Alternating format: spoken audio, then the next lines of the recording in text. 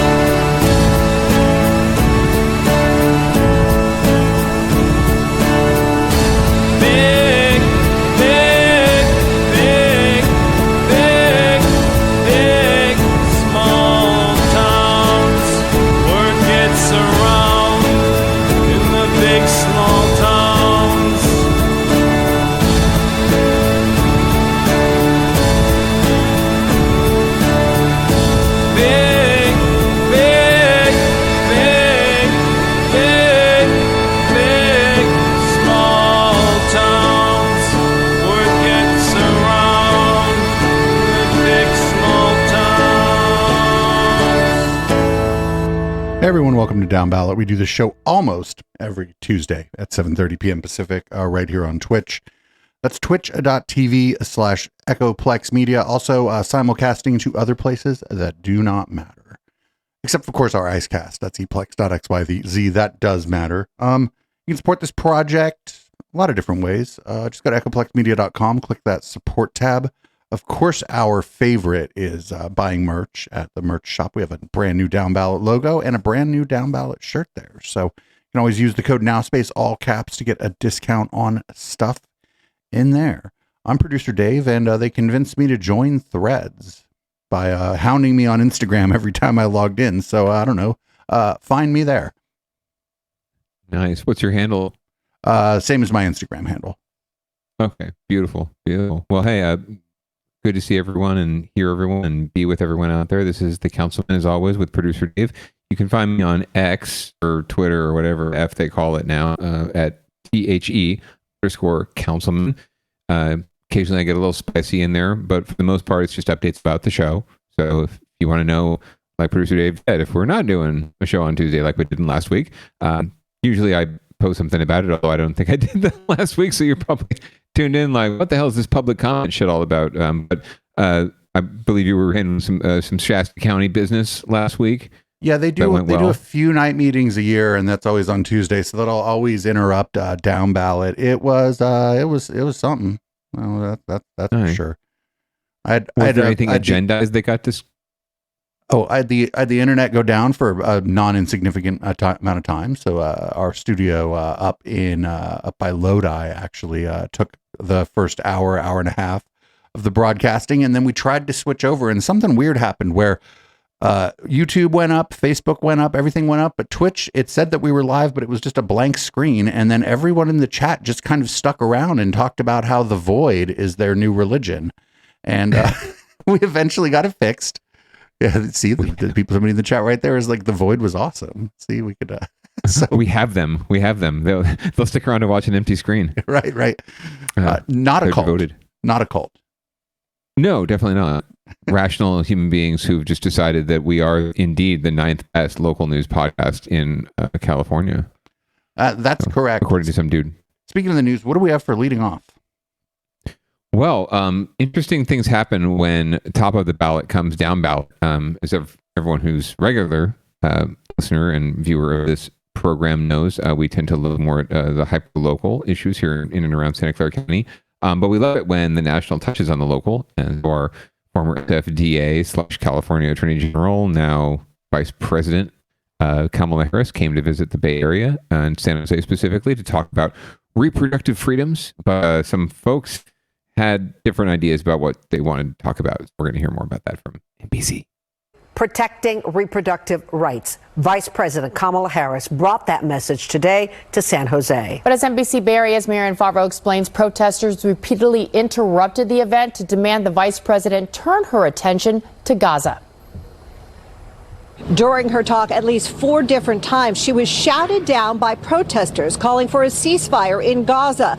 But the vice president remained focused on talking about the importance of reproductive rights. Several hundred people gathered at San Jose's Mexican Heritage Plaza today to hear Vice President Kamala Harris talk. Her message? Ever since Roe versus Wade was overturned in 2022, fighting for reproductive freedom is more important than ever. To fight back against laws that are criminalizing healthcare providers and making women suffer in our country. She touted California as a model for protecting women's rights, but also focused on a handful of states that have now banned abortion, even in the case of rape. One does not have to abandon their faith or deeply held beliefs to agree the government should not be telling her what to do with her body. But at least 4 times during her talk, the vice president was shouted down by protesters calling for a ceasefire in Gaza. Each time, the demonstrators were escorted out, and Harris continued. When I see her, I'm empowered to do more. U.S. Senator LaFonza Butler says while California has created new laws protecting reproductive rights, more must be done. Here we are in a moment where there are those who would have us to pass on something that is less than. And I don't know about you, California, but I am not interested in my daughter or America's daughters having less than. Harris also reminded voters their choice for president at the ballot box in November could be a huge factor in the future of women's reproductive freedoms. After the vice president finished her talk here, she headed to a campaign fundraiser in Los Gatos. In San Jose, Marian Favreau, NBC Bay Area News. Oh, she went to Los Gatos to raise money after that, you say? Oh, yeah. Speaking to the people on the east side and then raising money on the west side. That's how you do. I mean, at least she did a speech in a public event, honestly. Usually the Bay Area and California, at least for Democrats, it's treated as a just fundraising piggy bank. So usually it's just the fundraisers. So it's great that she did the public event. The good wife got to go and was in attendance. She was not one of the people shouting her down, although she any other day might have done that. It was actually a couple included a couple elected officials who were part of that cohort that was disrupting the event or attempting to disrupt the event. But not much to say beyond. It's great to see us getting any attention at all from the national campaign scene, simply because California tends not to matter when it comes to at least the presidential campaigns. I would just point out that the people protesting about Gaza, I should have pointed out that there are women in Gaza as well. That would have been useful. Very much so, and children and women carrying children who have healthcare needs of their own. Whatever you think about any of it, it's what it is, and this is what happened here in San Jose. I would love to know where she was in Los Gatos for that fundraiser. Was it at Party Mom's house or? Oh, I hope so. I mean, it seems like that's the place to be, right? Got to watch out, though. Don't want to be photographed doing anything untoward. Well, I mean, somebody lives in that house now. Right. Got to. Well, she probably has to sell it at some point to pay her legal fees. Oh, I bet that's long past. Poor Party Mom. Anyway, we're going to move on to winners and losers, where there are no winners. And our first story is about that we actually had a pretty significant, they called it, what is it? A fucking something river, an atmospheric river that came across us. Right.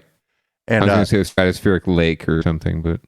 And there was rain and wind, and knocked out power for a lot of people. And interestingly enough, it knocked out power for people like less than 30 days after PG&E jacked up everybody's rates. So people are pissed, if you can imagine. The timing by Mother Nature was not good.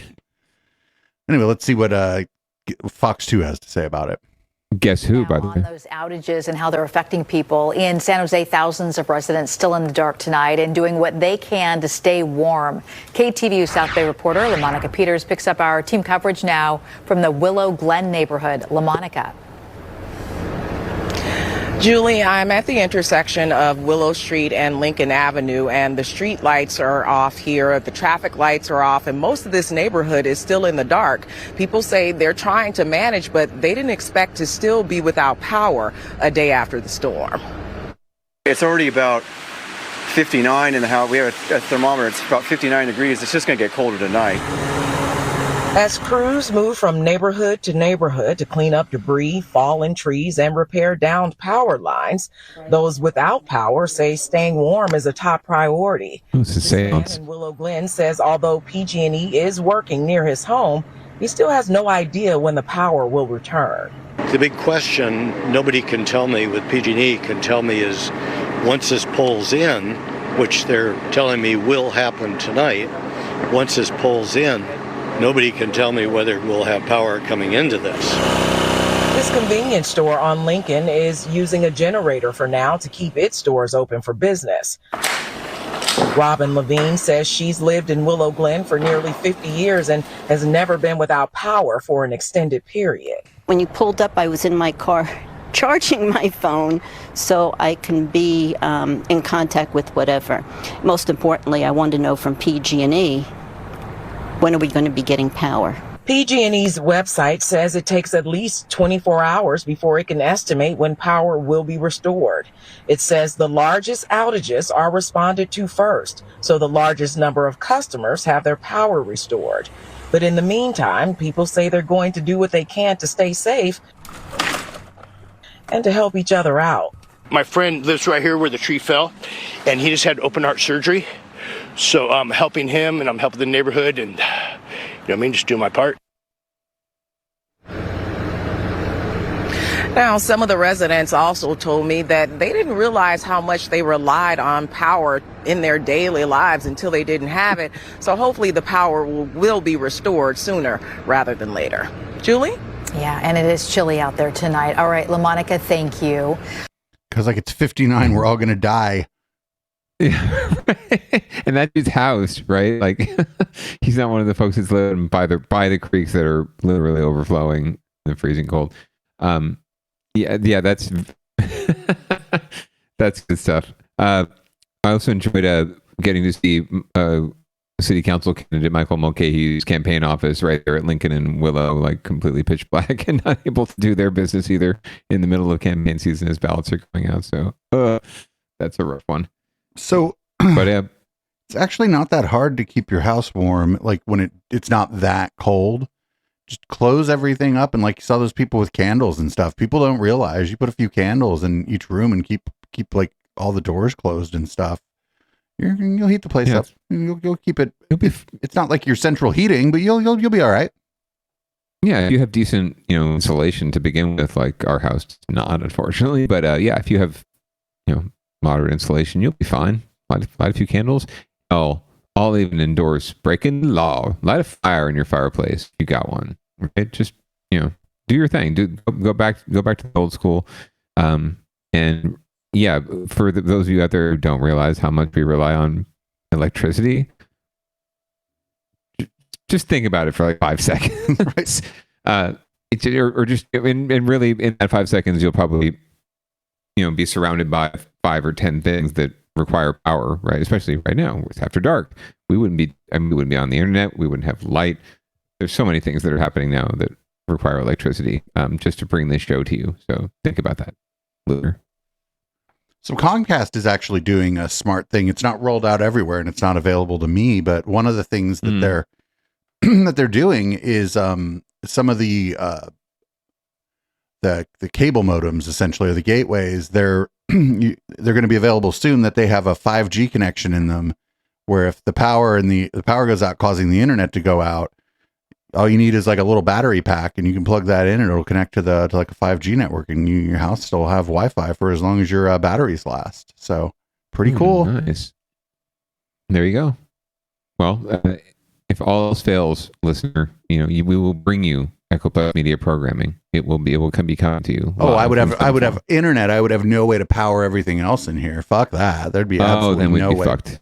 Yeah, there'd be no way to power. Well, there's actually a few generators here. I could run a cable through I would rather not do that. If the power was out, I wouldn't be like, hey, we need to turn on a generator so I can do my Twitch show. Oh, maybe I would, because at that point, I do fucking need the money. So, but at that point, we're kind of just kicking back and drinking a beverage until shit comes back, right? Did you lose power? No. Well, briefly, actually, yesterday, very briefly, maybe a half an hour, and we had to frantically pack and decide what we wanted to do because we had the baby. Obviously, we both have work that we need to work to get done, and the mobile hotspot on your phone only lasts so long. So, we lost for about a half hour, but it came back on. I'm guessing they had to switch us off to switch other people on, or at least I hope that's what the case was. We didn't get much of a warning and barely a notification, but my maternal unit still resides in Willow Glen, and her power was out for a good 24 hours, but came on at midnight last night. So she didn't get it back. We must have at one point in the middle of the night, because you only know because the oven and the microwave are flashing. The microwave, clock is off, exactly. We also have some other water pumps and things that are on timers, so I have to go and make sure all those are reset every time the power goes out. Otherwise, they go off at random times. All right, what do we got next? Anyway, but yes. Well, next up, I don't know a whole lot about this. I just thought it was very interesting seeing people march with eyeballs and picket signs. So this is some optometrists at UCSF who are on strike because management just doesn't see the light. Well, happening now, UCSF optometrists and supporters are on the picket lines. They're calling out the University of California. NBC Bay Area's Ginger Cutajero-Saab live for us in San Francisco this midday. And Ginger, those on the picket lines, they're actually joined by other campuses or people from other campuses across the state, right? That is correct, Marcus and Laura. They expect similar scenes to this at UC Davis and also down in Southern California with UCLA and UC San Diego. Now, it's important to note that those picketing this morning are calling out the University of California for unfair labor practices, meaning this differs from a compensation strike, for example. The union representing these optometrists are calling out the UC, the University of California, for their conduct during contract negotiations. And at the heart of those negotiations is the addition of 80 optometrists to the healthcare professionals unit. Those striking say they are fighting for a fair contract that will attract and retain optometrists. Now, instead, they allege the University of California has been acting in bad faith during bargaining and has violated state labor law in the process. We don't want to be out here. We'd rather be in our clinic just the block over seeing our patients. But unfortunately, this is the position that we're put in. And our ultimate goal is that this is actually going to benefit patient care in the long run.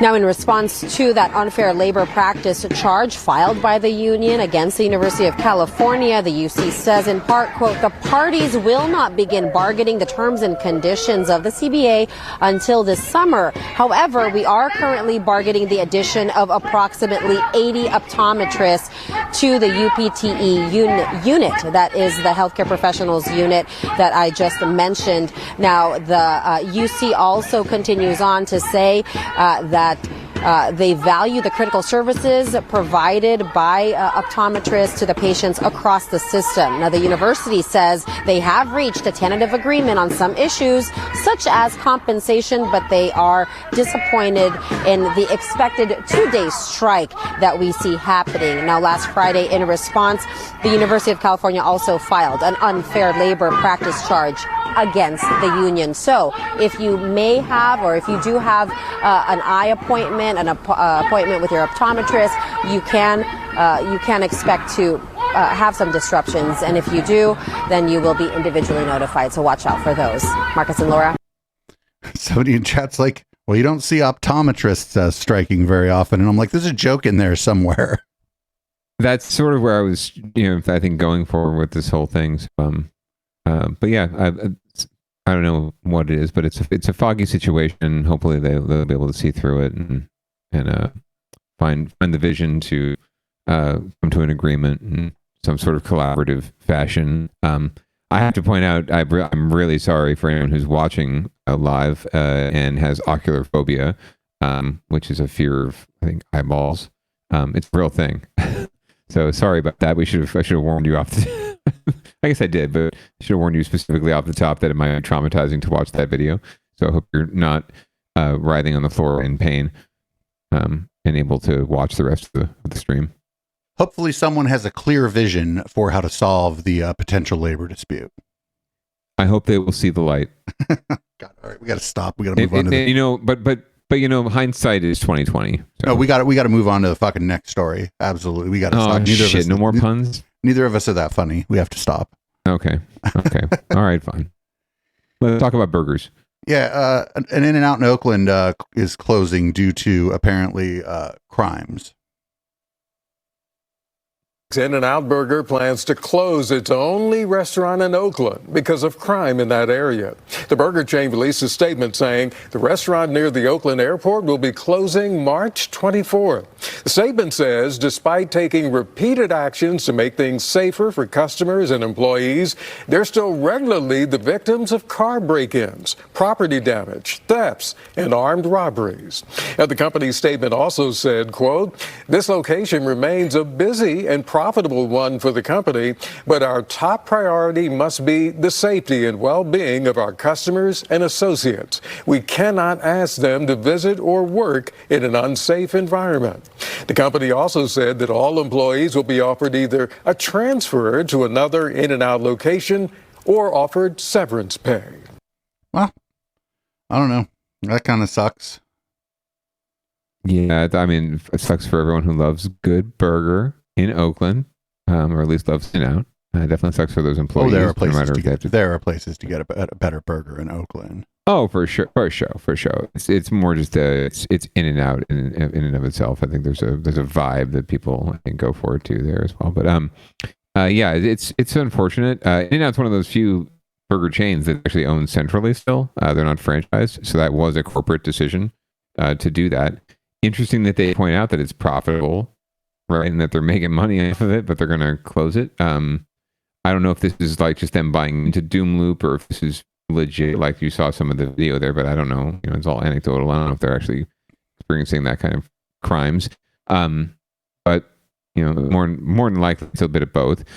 reality and fiction. And then just recently, Denny's also decided in the same area by the Coliseum there that they're going to be shutting down and moving out of the area. So Denny's in and out to industry standards, taken off from Oaktown, the Raiders, the Warriors, the A's, and now our food. I'm actually surprised that Denny's over there off of Hagenberger survived the home base days, Oakland International Trade Center, when there 30,000 people would descend on that place and do a lot of Molly and dance until like fucking 7 a.m. and then all of a sudden the Denny's was like a zombie movie. I'm surprised it survived that, honestly. Well, they had a lot of discretionary income, and they were able to spend and keep it afloat, buying Moons Over My Hemi and not eating it, right, and just staring at it. You ever done that? Been there, super high. Like it sounded like a good idea, and then you're looking at it, and it's like didn't look like the picture. Man, Moons Over My Hemi is like the only thing worth eating at Denny's. It's so much fun to order too. It is. I always said it with such conviction. You saw some people, Moons Over Miami. You got to have conviction. So I'll have the Moons Over Miami. So apparently, the second worst set of tourists, other than like the people that go to the tech conventions, are the drug tourists in San Francisco. And we got a little story about that.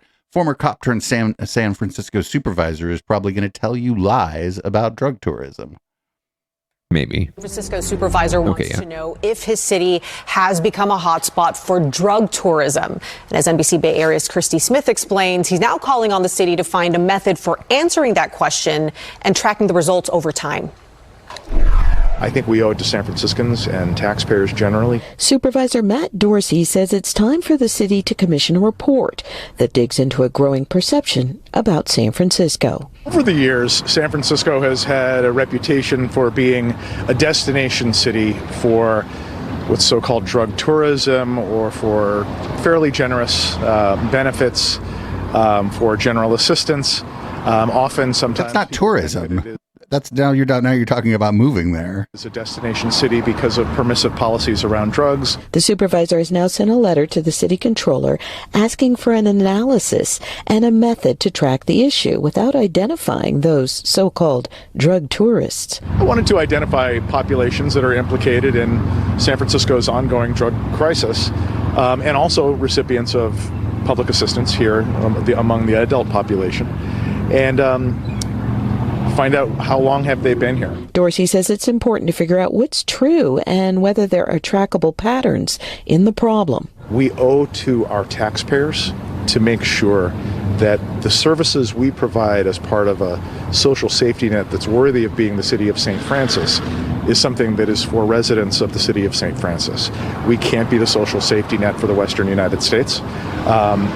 And we have to have a clear-eyed view of what we're incentivizing. We're really concerned about all of the individuals who are affected by the overdose crises, and they all deserve real solutions. Jennifer Friedenbach is executive director of the Coalition on Homelessness and says the focus needs to be on treatment, not tracking. We need serious response. We have half of people trying to get treatment today in San Francisco are getting turned away. In addition, looking into home addresses not only waste time and energy, again, when lives are at stake. Christy Smith, NBC Bay Area News. So if they're looking for the drug tourism, they should be looking in like the fucking Castro and South of Market and shit, because people be going to San Francisco to take drugs and go to the club.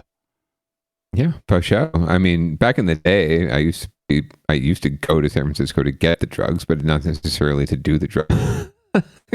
But yeah, nowadays that's where this is such a freaking nothing burger of an issue, right? But I wanted to call it out because I'm sick of this kind of narrative. It's like this is the ultimate doom loop, but it's like something out of like Reefer Madness or something with this guy Dorsey. And what does he get off calling it the city? I guess the city of St. Francis, but really, bro, you're gonna go there. You're gonna call it St. Francis. You're gonna go, okay. Yeah, this is just a cop doing what cops do and copping. He's wanting to track everyone, put everyone on a fucking list, right? And basically buying into the worst, most base, lowest common denominator narratives, and using city dollars and city staff time to do a report to try to, validate this bullshit theory that people are coming to San Francisco to become drug addicts because they have a permissive system that provides an undue amount of assistance to them, and public assistance, so they can get high and be addicts, and then just basically be leeches off the system is what they're saying. And as Friedenbach at the end there, that's not true, not helpful, and it certainly doesn't move anything in the right direction. So it's just, please, if you're in San Francisco, reject this guy next time he's on the ballot, Dorsey. What a sham. And it's so sad that he replaced Matt Haney, who would, whatever you think of him, is 10 times more progressive and empathetic and thoughtful than this guy. And it's a far cry from that song about going to San Francisco to put some flowers in your hair and do acid, right? Right. I mean, that's exactly what I did in college, right? Oh, I come home, like, let's go to San Francisco and get high and walk around on mushrooms, sure. But I wouldn't call that like drug tourism. Like, we would have gone to San Francisco and hung out and had fun, because it's a fun city to fucking hang out in. It doesn't matter if you're high or not. It's just a fun city, and it's got a lot going on. So people go there, and yes, they happen to do drugs while they're there, but this is just another way of tracking people and putting people on a list, and for what purpose, at the end of the day. Oh, we're going to move on to get your shit together. Apparently there was a town hall meeting in the TL, in the Tenderloin, and we're going to find out what happened in that town hall meeting. Looks pretty well attended. Okay, so is progress really being made? A town hall meeting in the Tenderloin tonight. San Francisco's chief of police, the DA, the sheriff, all on hand to answer questions. This comes a week after a mass shooting in that very neighborhood. The latest example of the kind of violence and crime plaguing the Tenderloin area. NBC Bay Area's Gia Vang was there. This was the scene after a mass shooting in the Tenderloin 1 week ago. We can mostly see the and a week later, wood or metal in their window. Are in the neighborhood facing questions from people who live and work there. We need to have more support at nighttime. It's a 24-hour job down here, and so it needs to be addressed as a 24-hour job. Because there have only been small changes, according to the St. Anthony Foundation, who hosted this town hall, and another one with the same panel about 5 months ago. That includes Police Chief Bill Scott, District Attorney Brooke Jenkins, and Sheriff Paul Miyamoto. The journey to get here requires people to dodge feces, urine, needles, and drug dealers constantly, including our employees. This, as a city really mean pigeons. 2023 has been SF's deadliest year for drug overdoses, mostly due to fentanyl, a drug being pushed right in the Tenderloin. At the last meeting, Brooke Jenkins pointed the finger at lenient judges. Tonight, it was no different. We need them to disrupt this market, disrupt this behavior by keeping these individuals in custody. Jenkins says they have filed 411 motions to detain drug dealers while their cases are open. Only about 40 have been granted. Until we resolve that at the courthouse and stop that revolving door, the police and I are going to continue to be hamsters on a wheel. There was a will to clean up the city when world leaders were in town for APEC. To that, Chief Bill Scott admits, we've lost some ground in some areas, that's for sure. But says they had resources because of the magnitude of the gathering. Right now, he says SFPD is shifting when they deploy, as no arrests have been made in that mass shooting.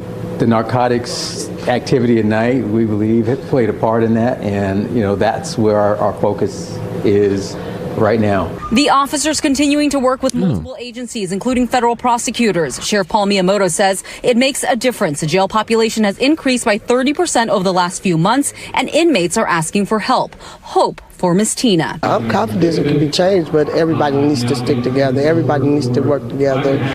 In San Francisco, Gia Vang, NBC Bay Area News. The jail population going up 30% is bad, actually. Yes, in so many ways, but yes. Absolutely. And what do you expect from the Pope, but shitting in the woods? Brooke Jenkins, definitely law enforcement, kind of a DA, just blames it on the courts, on lenient judges, right? So what's next? We're going to see a recall of some judges in San Francisco because of this, right?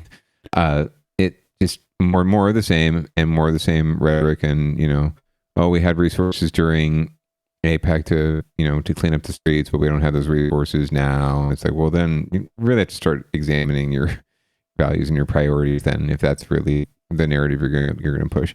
But it sounds as though drug tourists were responsible for this mass shooting. So there is that. There's a connection there. Maybe Dorsey's on the right path after all. Yeah, oh no, man.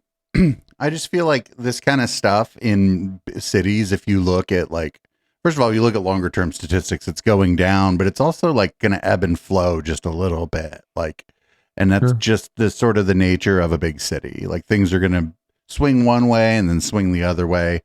I think people got like really used to like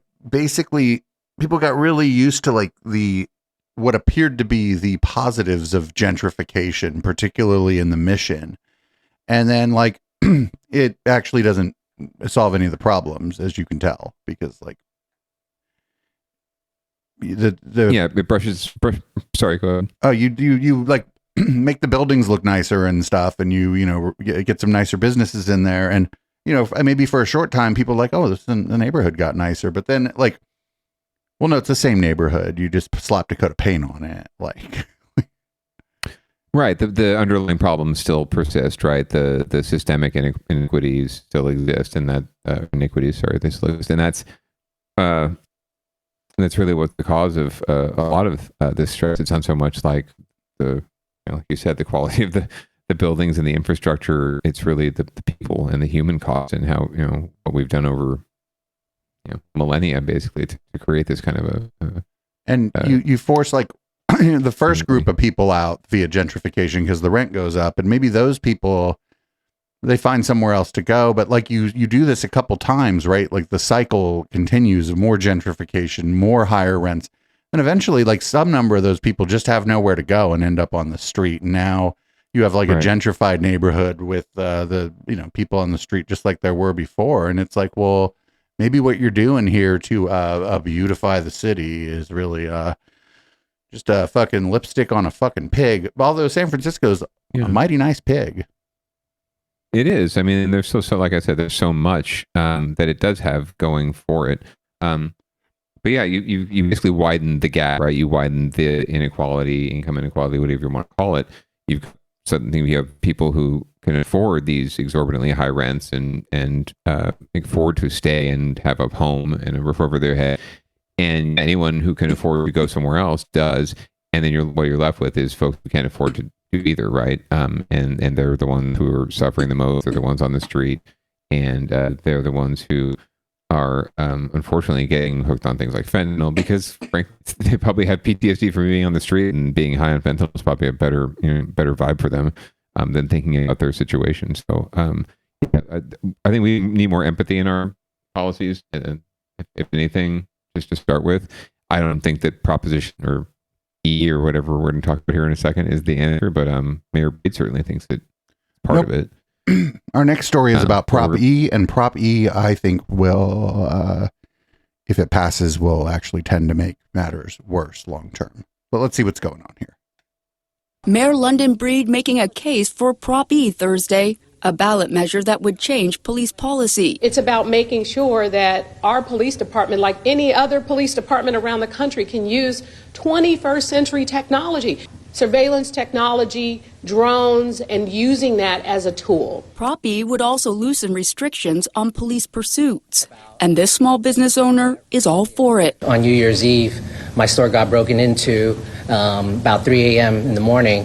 Surveillance video catching the thieves in action. And they were close to catching them, but due to police policy, they weren't able to stop them and let the suspects get away. When we're out there at 3 in the morning responding to something, we don't need to leaf through a textbook to figure out that we're doing our job correctly. The San Francisco Police Officers Association also making a push for Prop E, saying the police commission is piling on too much paperwork. We don't want to be sitting behind a computer filling out dozens and dozens of forms where everyone has to do it and it's redundant. I am firmly against Prop E. I believe that it's unnecessary, that it would make us less safe. Kevin Benedicto is a member of the San Francisco Police Commission, speaking to us as an individual and not on behalf of the commission. That it's a poor way to make public policy, and that it sets a bad precedent for SFPD oversight going forward. And when asked about privacy concerns, the mayor was quite clear. There's no privacy anymore. That's what I'll say.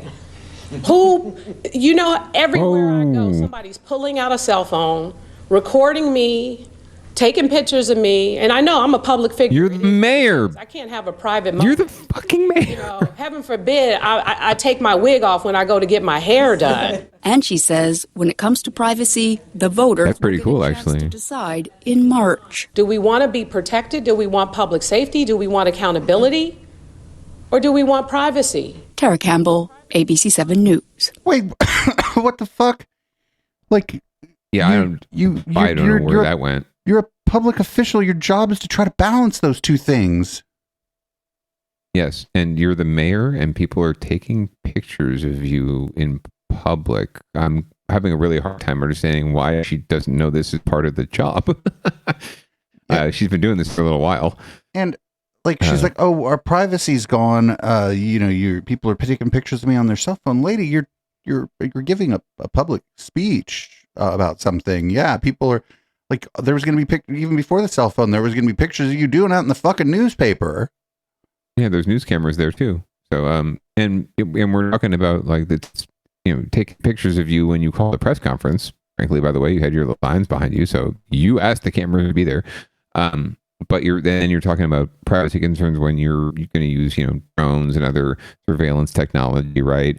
And collect data and information on people and license plates and other things. And God knows where the hell that's stored, who's got access to it, right? Or how it could be used, or if it's safe, right?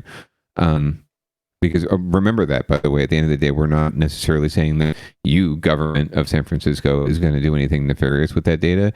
It's, are you going to keep that data safe so that other people can't jack it and do something nefarious with it, right? That's also a major concern. But we also don't trust not even a data breach. What if to raise money they just sell it? Right. Oh, we'll just sell this list to an email marketing firm or something like that, right?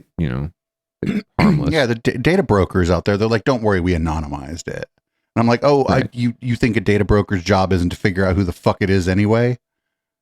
Sure. Yeah, and then they sell it on and sell it on and they sell it on. Suddenly you're on all sorts of lists that you didn't sign up for. Or even worse, your data is getting used to commit fraud and other things. Yeah.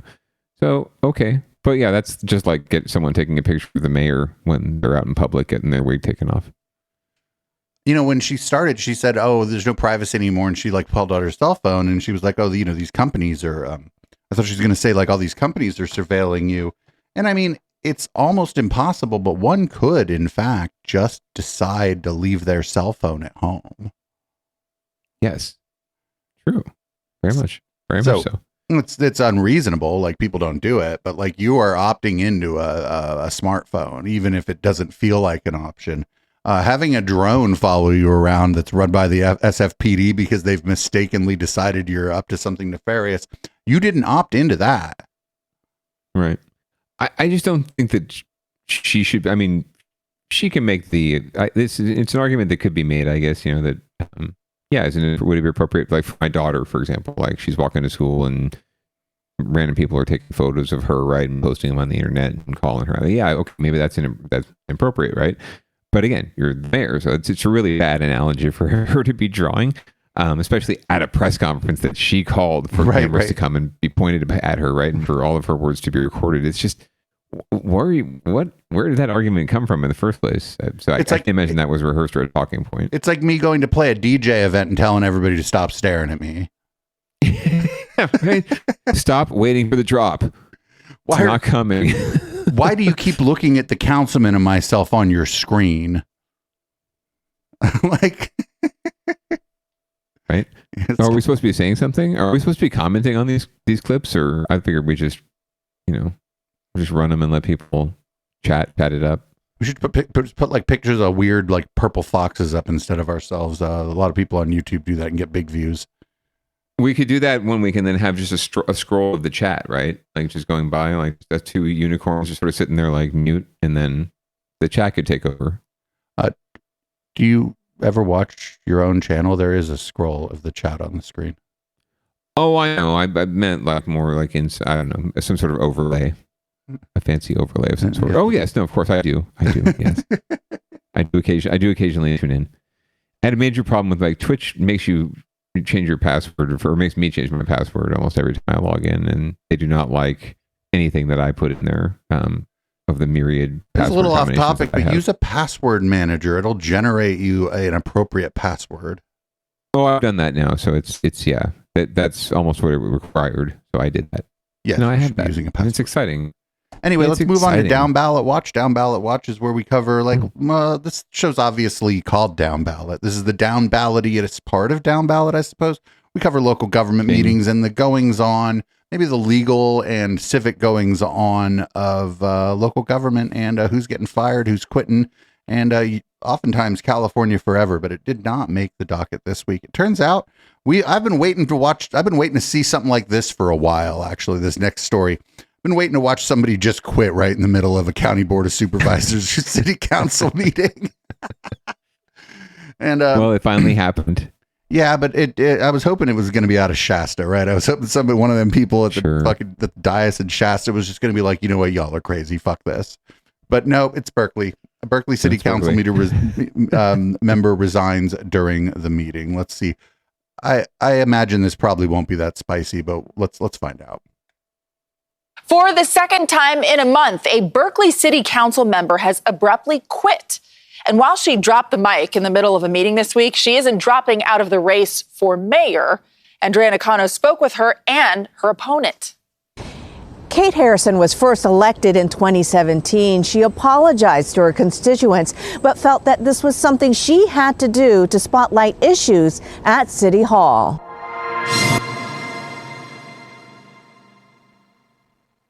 This is the last place you'd expect a council person to call it quits. I wish you all the best, but I'm resigning. Thank you. Right in the middle of a public meeting, but that was the point. And at this point, I feel like the processes in City Hall are broken and that people on the council have no idea how bad it is. Kate Harrison is now in her second term representing District 4, which covers the downtown area. While the announcement was sudden, the decision was not. Harrison said she'd been thinking about it for a while. It came in the middle of a discussion about spending $7 million to put up cameras at several intersections, a project she ultimately ended up opposing. So we have seen a steady but slow erosion of democracy. We got rid of the policy committees a few weeks ago. Why? That would have been a great place to talk about this proposal, which has some merits. I feel like people are trying to silence dissent in the city. Even her fellow council members like Sophie Hahn were caught by surprise. Hahn didn't get what Harrison exactly meant by broken processes.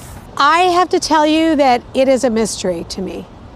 I do not fully understand. I don't even partially understand what she is referring to. Because Harrison is less than halfway through her second term, the city will now have to hold a special election to fill her spot. It also means Harrison's district will lose its representative. Not having the full number of council members that the people of Berkeley expect the city to have means that on one or another issue, the votes might not be there or might fall differently. But by putting the spotlight on Berkeley city politics, Harrison's hope is that in the end, it's the people that will benefit the most. I wish you all the best, but I'm resigning. Thank you. The people of Berkeley need to have a say in what's happening in their town. This town doesn't belong to politicians. It belongs to us, the people. Harrison says her resignation won't impact her race for mayor. She will face off against Councilmember Hahn in November. Rigel Robinson gave up his District 7 seat and his mayoral bid last month, saying city politics are just too toxic in Berkeley. There's a special election in April for his Southside district near Cal. Unclear if Harrison's District 4 will be added to that or done separately. I don't know. Well, it seems like if you're running for mayor, the ads write themselves, right? Like, oh, why vote for my opponent? How do you know she's not just going to get quit when she gets pissed off about something? Right. And what do you know? They ended up talking to her opponent, right? And she was perplexed as to what was going on. So, she gets bad. And I don't encourage anyone who wants to get away from it. But if it's kind of odd just to be stepping away, but also still running to be the head honcho. So I guess, is get in, become the mayor and, crack some heads in house and you can do more as the executive, but I don't know how much power the mayor has, really, to be honest with you, to do stuff like that. So, she's going to lose the same problems. She just lost her race. She could also for mayor. lose the race. Yeah, she just lost her race for mayor, I think. Yeah, she's a quitter, right? That's where it's at. So that's it. But I mean, I don't even know who the other person is, and I don't know if I like the other person, but I tell you, that's the ad. Yeah, I just run that over and over again. And go, you want your mayor to just quit because you had a bad day? Yeah, that was her right there. The other council member that they interviewed on the street, Han. So that'll be a fun race to watch. We'll have that on down ballot bingo. But anyway, yeah. So resign at your own risk, but it's great fodder for down ballot. It's great drama. We love I like how she just resigned and then closed her fucking laptop. Right? Just I'm out. It's like the new version of hanging up on somebody, right? Right. I've got my little camera flap here. My like privacy flap. Like Tila Tequila famously said. Don't ever call me again. Don't forget to follow us. All right. Well, we got Mayor Ed-209 out in San Francisco. Let's see what Mayor Ed-209 is doing out in the city. Let's see. Well, this is first we're going to hear about something he's proposing. Far as deal. We're going to hear about something he's proposing to, quote unquote, deal with the homeless problem, end quote. And then we're going to hear him pitching it, but not in San Jose, which is kind of weird. Anyway, first, the program. Let's hear about it. It has to do with schools and the children. In the South Bay now, they spoke and the city listened. A proposal co-written by students went before the San Jose City Council today. The students want to create a buffer zone between schools and homeless encampments, which includes RVs. But the students also say they want it done in a humane way. Here's NBC's Damian Trujillo. These student activists say they do not want to criminalize homelessness, but they say walking to school in fear has to stop. Alfredo, please come on up and share. He stood side by side with the mayor of San Jose, along with city and education leaders. Alfredo Hernandez, a senior at KIPP San Jose Collegiate, and his classmates had the ear of the city. Hearing the cries of students who fear and feel dread going to school. Reports of catcalls coming from RVs parked in front of KIPP and Independence high schools. Needles found on school picnic tables. One student resorted to arming herself on her walk to school. That's how bad these conditions have gotten. And students need to resort to something that is going to make them feel safe. It shouldn't require mace or pepper spray to have to come to school. Today, the city responded. After crafting a memo with students, council members and the mayor will introduce a pilot program around 3 schools, KIPP, Shirakawa, and Challenger. It creates a 150-foot buffer zone between schools and tents or RVs for the unhoused. Our students should not suffer from government's failure to act with urgency in ending street homelessness. The ordinance would take effect in the spring and would also look to find solutions to homelessness, like housing and other services. That's important to the student activists and the school district. Eastside Union says 1,000 of its students suffer from some kind of housing insecurity.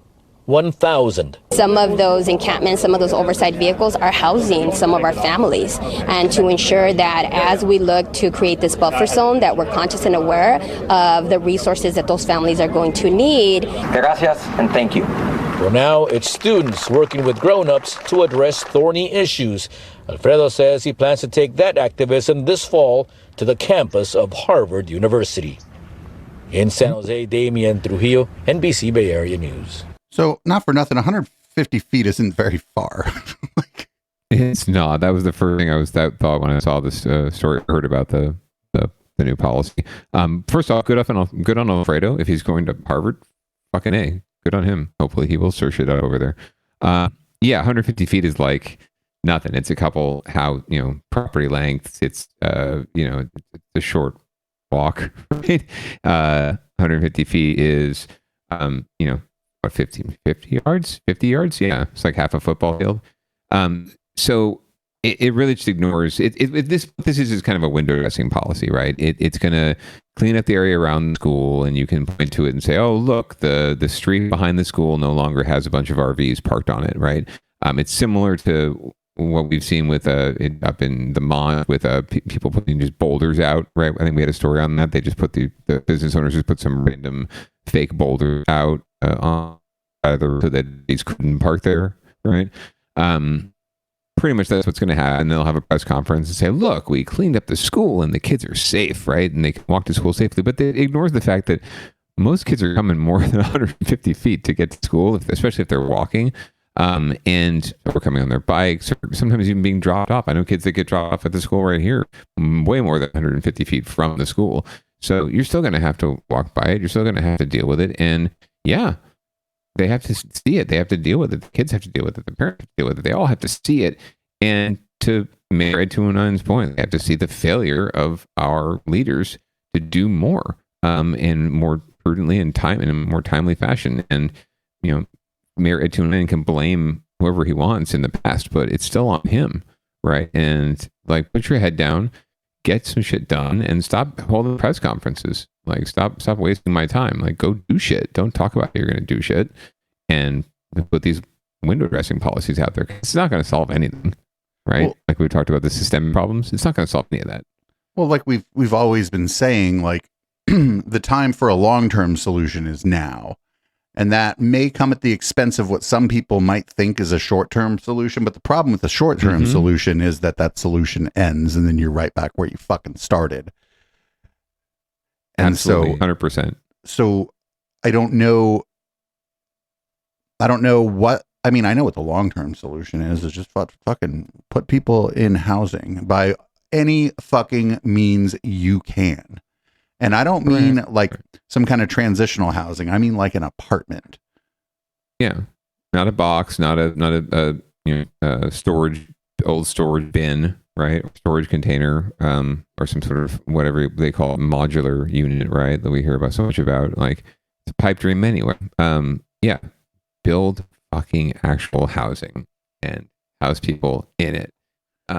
Yes. And make it illegal. Make it illegal for these fucking banks to just sit on these foreclosed properties for more than, I don't know, whatever. I wouldn't know the reasonable amount of time, but like there's some of these banks just sit on these foreclosed properties.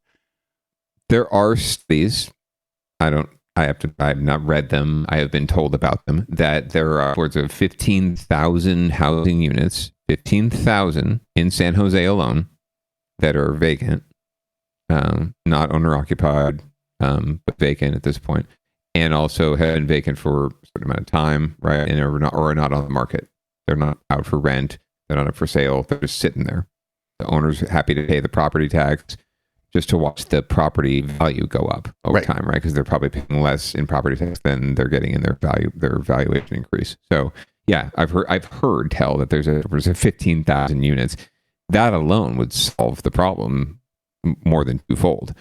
So more has to be done on a lot of levels, and we just need less of this victory lap taking and press conference holding, and more just actually doing and the balls to do it on Tuesday afternoon at council, not like on the NBC Bay Area or in San Francisco, apparently, which is where Mayor ED-209 decides to go to sell all of his fancy new ideas. Oh, fantastic. San Jose. Fantastic. Yeah, he rolled up his sleeves. At least he's not doing the press conference in San Jose anymore, though. That's good for the people of San Jose, I suppose. You're going to hate the audio of this event, by the way. I just want to warn you right off the bat. But all right, let's play go. the clip. Mayor of San Jose spent the evening in San Francisco addressing a number of issues that are impacting every city in the Bay Area. We're talking homelessness, housing, and even San Jose's perceived lack of coolness. All on the table for Matt Mahan tonight. NBC Bay Area's Terry McSweeney was there. For work at 4:30 in the morning, a letter. In front of a full house at Manny's in the Mission District, San Jose Mayor Matt Mahan named a 300% increase in volunteerism as his #1 accomplishment this past year. We did 57 community cleanups. We had over 3,700 residents come out.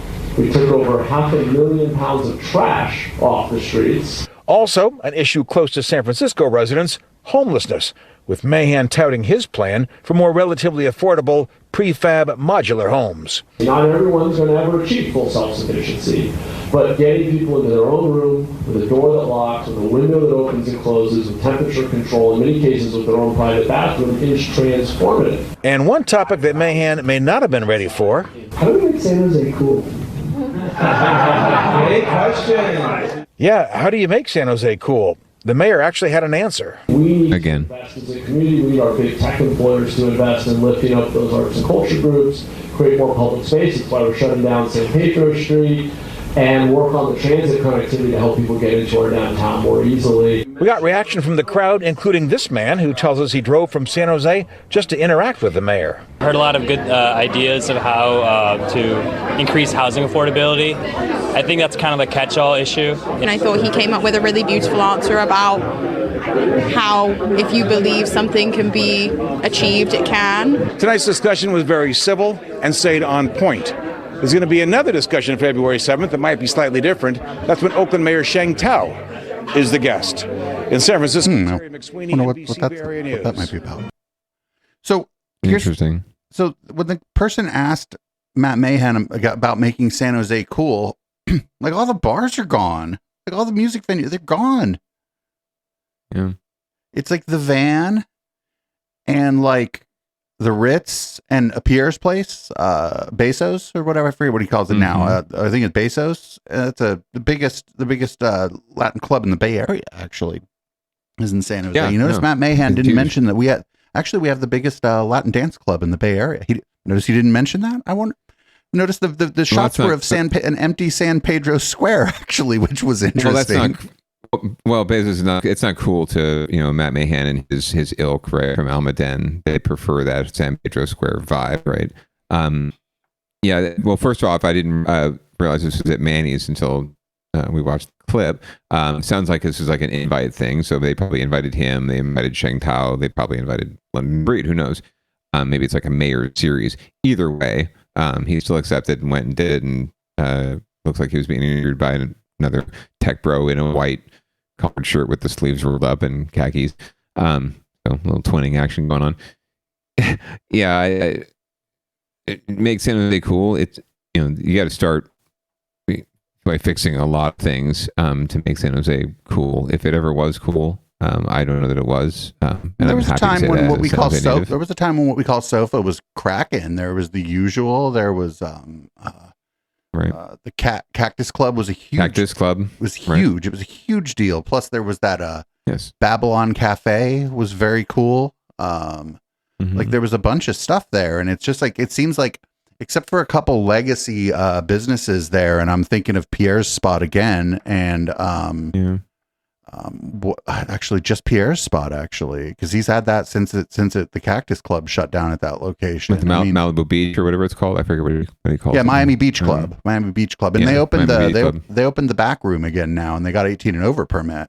So again, like I don't know why, like he's like, we have a 18 and over venue now in the back of this place, and the 18 and over venue is going to be a more diverse, like kinds of music, right? There's already a diverse crowd that hangs out at Miami Beach Club. Like I if I had nothing to do, sometimes I'd be like, well, the fucking downtown ain't cracking. I'll just go to Pierre's and I'd hang out because fucking Latin house music is just house music, and like, with a solid beat. He's offering something that people want. He's giving people what they want, right? And it's certainly a population that needs it, and is here and ready to go. San Jose, right? There's a lot of turnover going on in SoFA. There's a lot of turnover happening downtown in general. A lot of it has to do with landlords and rents and gentrification. A lot of these things also has to do with, I think, just finding ways to give the people what they want, right? And let people know that it's there. If you want people to come downtown, yeah, you have to like counter this narrative that it's some kind of piss-ridden shithole. You have to do things to make sure that it's not. But that doesn't mean just sweeping our homeless and unhoused neighbors under the rug. But yeah, you need to encourage small business growth. You need to encourage foster preservation of things like SOFA, right? When you had scenes like that, right? You don't have to create it from scratch. You can actually preserve what's already there. And there still is something there. There is a there. It just needs to be uplifted and supported. and not just steamrolled over for the next development because we need more tax revenue, right? And I mean, I have some other opinions about what's wrong with the San Jose music scene, as far as there's two dinosaurs actually that hold the gate in a lot of ways. That there is absolutely that happening as well. And it's like almost a separate thread, but they need spaces to perform, right? They need places to bands need places to go, DJs need places to spin. So there's also that issue lingering around too. That space is just way too costly in general, right? For clubs as well as people. And you're forcing that gap to widen, right? Where you have the really swanky, whatever high end Michelin restaurant, right? Or the bar, the fancy bar with the craft cocktails. They can afford to hang on because they're offering some kind of niche thing, and they've got a great client base, and they're offering the fancy thing, and they can afford to hang on. They can also afford to pay more and to cover any losses. And then anyone who can afford to move out and move their business somewhere else, or just wants to get out of the business or whatever they were doing because it wasn't profitable or wasn't helping, they do. And then you just have everyone left who just has nothing, right? Right. And the other end of the spectrum, the entire other end of the spectrum is the caravan. And the thing about that is that it's got a loyal clientele, but correct. That loyal clientele starting to age out, aren't we? Oh, absolutely. I mean, I could count the number of times I've been to the van in the past 5 years on one hand, right? Like, I used to go almost every weekend. Like the other thing you could have mentioned, I used to play there every weekend. My band used to play there almost every month. So the other thing you could have mentioned that you didn't mention Post Street. Post Street's pretty cool. Yeah, you got 55 South to Splash. That area is pretty cool to fucking hang out in. And that strip of, even though it is getting, it's been gentrified to some extent. That strip of First Street, actually, that strip of First Street of South First Street is not too shy. It's coming places. But yeah, there were opportunities to have like not that whatever anyone wants to think about it, there was going to be a House of Blues on First Street, right? There were opportunities to have more investment in downtown, and it's just been San Jose just makes it prohibitive. By just slapping too much bureaucracy on it or not allowing for more. And we do that because we're stuck in this inferiority loop still from being the Valley of Heart's Delight. And there's just a lot, like you said, generational folks out there who still believe in that. And they're the one who say, oh, I moved to Willow Glen or this neighborhood 50 years ago, and it's not what it used to be. And it's like, yeah, it's 50 years ago. But Willow Glen is more, on, and they're the ones in charge. But Willow Glen's more cracking than downtown. Sure, downtown Lincoln for sure. Campbell Avenue. What I mean is, Campbell Avenue is more cracking than downtown San Jose. Like there's a major problem there. A couple people I know said that they were trying to, just kind of poking around about maybe opening some kind of venue. Some people associated with Bike Party, and they even had like some potential backing from the Knight Foundation. Mm-hmm. And they were just saying that the liquor license wasn't the problem; it was the amplified sound permit. Yeah, there's just a lot of zoning regulations and permits they go into having even a music venue. And again, it comes back to this provincial attitude where it's like, yeah, so Lincoln is Lincoln Avenue in Willow Glen is cracking until 9 p.m. You go up there Wednesday it's 9 p.m. It doesn't matter if it's Saturday night or it's Tuesday night. It's dead. It's done. They roll up the carpet in the sidewalks because the people who live right behind Lincoln won't tolerate, any sort of whatever cracking after 9 p.m. or really even after 8 p.m. Campbell is a little bit of a different animal because it does have a little bit of a buffer zone, but it's impressive that it's been able to develop that way, given that there's residences surrounding it. The difference is the people who live in downtown Campbell go out in downtown Campbell. Yeah, right. Including the single family residences like just south of downtown, because they're the ones that would complain. They're the older neighborhoods with the older guard, like Campbell folks live in there. But they're into it, and they recognize that it's part of a vibrant city. Light rail created that. That wasn't like that before the light rail. I mean, yeah, and they were, it came through because residents, one rose up and said, no, we don't want light rail. We don't want people coming to our, well, that was Los Gatos that said that. Yeah, correct. That was originally the Vasona line. By the way, downtown Los Gatos sucks. Light rail would have probably fixed fucking downtown. Fuck downtown Los Gatos. You can get at least 3 types of artisanal gelato in downtown Los Gatos. So come on, knock it. I mean, they got that one dance club, but they Mountain Charlie's gone. What was it? What was it called? I forget. It was this one place. They wanted me to. They offered, and this is a little off topic, but we have a couple minutes here because we only got one story left. They offered. It was Charlie's. They offered to have me play there, but then they wanted me to somehow prove to them that I personally would bring out 150 people to just be on the bill at an event there. And I just told them I had no way to prove to them that would happen, but that I thought the people would dance while I was playing if the place was full. And that's right. Whatever. Right. Do they all have to come in like say I came to be producer Dave? Yeah, I don't know. They wear a producer Dave T-shirt. Yeah, I don't know. That's how they count them. I don't know how that works. So we had 200 people in the room, producer Dave, and unfortunately only 149 of them said they were here to see you. So we can't give you your full payment tonight. We're sorry about that. But conversely, like right behind Pino's is that car dealership, and during one of the street parties. It was like the night before the street party, and the owner of that place, Farhad, is like, "Hey, do you guys want to come spin some music in my fucking car dealerships?" And I'm like, "Aren't you worried about people coming in and dancing around like this 80-year-old Mercedes?" Nice cars. And he's like, "Not really so much. No, actually." He's like, "I was like, do you have a permit for this?" He's like, "Not really so much." But he's like, "If we just hook up some speakers and stuff, like nobody's gonna come bust us." We went in there; it was totally fun. When there was totally fun, he even like at the end of the day, he like gave us both like a $200 gift certificate to Pino's restaurant. And it's not like we didn't sell any cars for him, right? Sure. It's just like a different ethos, just a different way of downtowning. And sure. I think downtown San Jose could learn a lot from downtown Sunnyvale and downtown Campbell. I think they could learn different messages, but a lot from those. So we're going to move on to our last story, and we're going to go out to Vegas. But this is a very Bay Area story because the Las Vegas A's ballpark faces a lawsuit. So correct. They're going to be using they've asked for and have been granted by the legislature at least a whole bunch of public money to build this multi-billion-dollar monstrosity in the middle of the strip for the A's to play in. Well, it's a beautiful rendering, but anyway, so they've committed a lot of public dollars, but now apparently some public employees, teachers, have risen up and said, no, Mr. Nevada government or Mrs. Nevada government, you cannot spend my tax dollars or my pension dollars on this billionaire boondoggle. So we're going to hear more from NBC.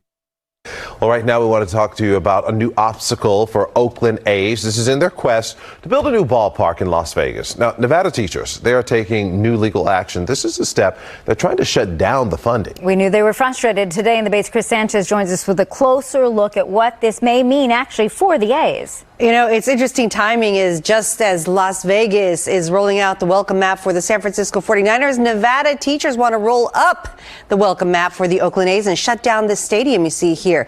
Nevada lawmakers agreed to a $380 million funding package toward a baseball stadium on the Las Vegas Strip. But the teachers union says that this money should be going toward education and other public needs. The A's are not named in the lawsuit, which alleges that the bill to help fund the stadium was not passed on constitutional grounds and that the state is taking on debt that should land with the county that the stadium would be in, which is Clark County. At the same time, the teachers are trying to put the stadium funding bill to a public vote rather than allow lawmakers to negotiate this deal. That effort is still underway. It's not clear if that is going to pan out. This, of course, could affect the timeline for the A's. They want to be ready to play ball in 2028. So anytime we have something like this come up, it could change that timeline. And this might not be the last either. It may not. And it's interesting timing, though, because we have so many people that are going to be in Las Vegas for the Super Bowl. I mean, it is a local issue, but they want their voices heard. Mm-hmm. All right. Thank you.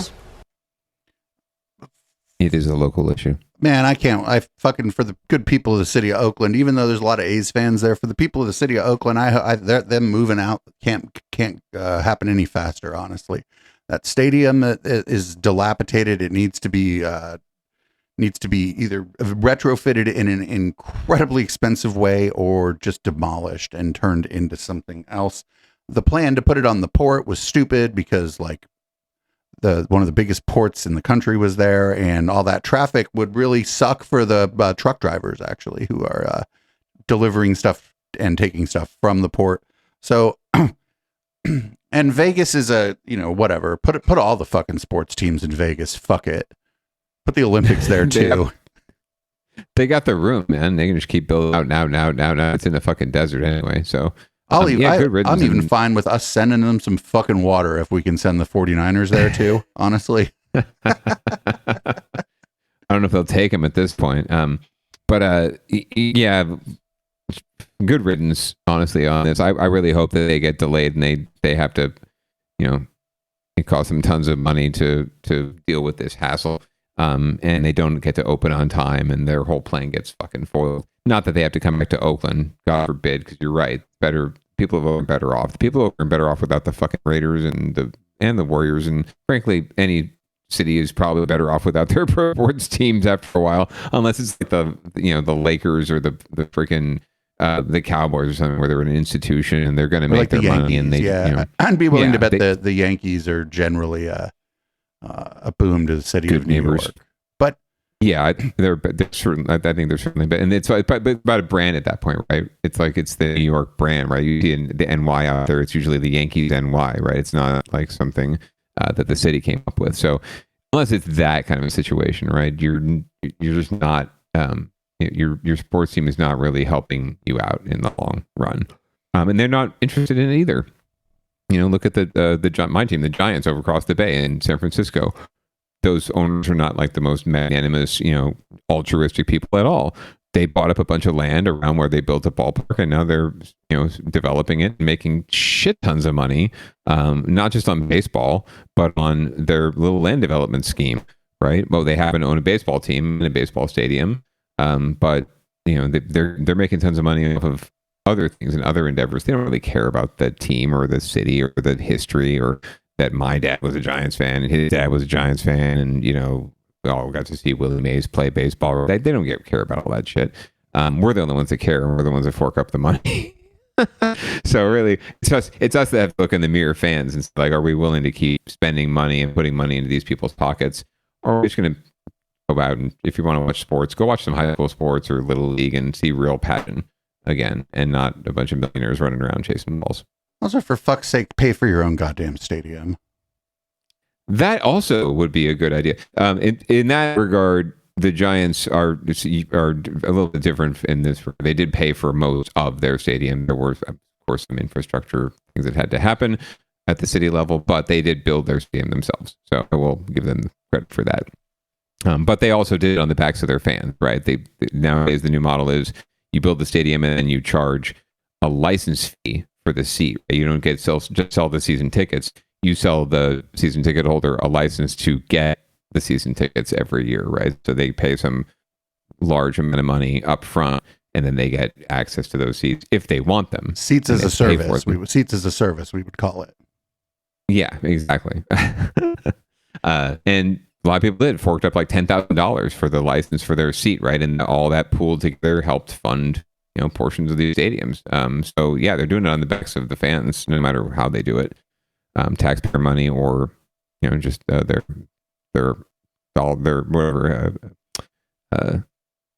extraneous dollars. Sorry, I'm losing it. Surplus dollars. I'm losing my English. All right, losing my language. Well, I'm going to close out this week. Your connection's been a little bit choppy, so that's fine. Go for it. All right, this has been Downballot. Podcast listeners, bye. Live viewers, stick around. We're going to do public comment. This is Audible Smoke. This song is called Locals.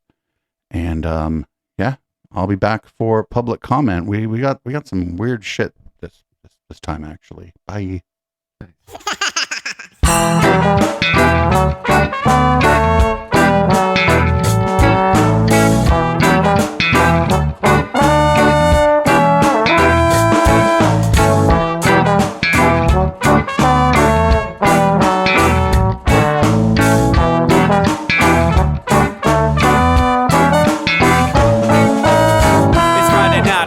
time to get the party started. Pick up my phone just to check and see who's calling. Dress up real nice for the ladies at the bar, and I'm driving in my car just to get to where they are. Here at the local scene is where I plant my feet. It's where I smoke my cigarette and I hold my drink. I look at all my friends, they're all blazing greens. Here at the front of the stage, waiting for MTV. Where are those guys who's standing next to me with a pipe in his hand, ready to blaze for me? About 5 minutes later, we're all singing Queen. Now get the fuck up on stage, man, rock the scene, yeah. We do what we want, and what we want is to jam. So sit back and enjoy the band. We do what we want, and what we want is to jam. So sit back and enjoy the band. Enjoy that band. I turn and head back to the bar for a refill, man, because you know where we are. We're headed out to the car to smoke another one and another one. Now just when the magic starts kicking in, I hear relapse playing, you know it's time to head in.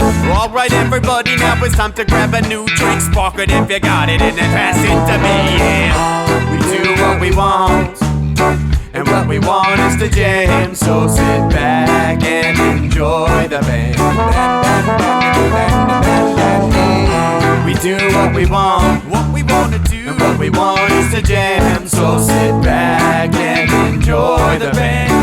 Enjoy that band. Last up on the bill for the show tonight is Down and Dirty at 5, so we're headed outside to spark up another joint. Now who's got my lighter? Stoner E, of course, shouldn't you be inside? I'm all up in this bitch, being who I gotta be. I'm fucked up like the U.S. economy. The truth is that I don't think logically. Stoner E take you on a psychedelic odyssey. Now inside motherfuckers is rocking me, and outside shit we smoke a lot of broccoli. Rocky the roller, yo, that sexy girl be jocking me. Ain't too drunk to fuck, but I'll probably do it sloppily. We do what we want to do, and what we want is to jam. So sit back and enjoy the band. Enjoy the band, enjoy the band. We do what we want to do, and what we want is to jam. So sit back and enjoy the band. Molly say that he like jamming, and he hope he like jamming too. Well, I gotta say, thank you, Bob, we do. Yes, I gotta say, thank you, Bob, we do. Well, Bob Marley said that he like jamming, and he hope he like jamming too. Well, I gotta say, thank you, Bob, we do. Yes, I gotta say, thank you, Bob, we do. Yeah, we do what we want, and what we want is to jam. So sit back and enjoy the band. We do what we want, and what we want to do, what we want is to jam. So sit back and enjoy the band. Enjoy that band. We do what we want to do, what we want is to jam. So sit back and enjoy the band. Enjoy that band. We do what we want, and what we want is to jam. So sit back and